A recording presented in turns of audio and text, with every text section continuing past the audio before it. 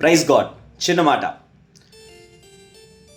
ఎల్లవేళల క్రైస్తవుల పైన తూలనాడే, క్రైస్తవులనంటే బద్ధ విరోధముగా ఉంటున్నటువంటి సర్వ సమాజంలో నేటి దినాన ఒక అద్భుతమైన ఒక కార్యం జరిగింది. అదేంటి అనంటే, క్రైస్తవుడైనటువంటి సంజయ్ శాంసన్ ప్రపంచాన్నే తన వైపు మరలించే రీతిగా ఒక్క ఆట ఆడాడు, క్రికెట్.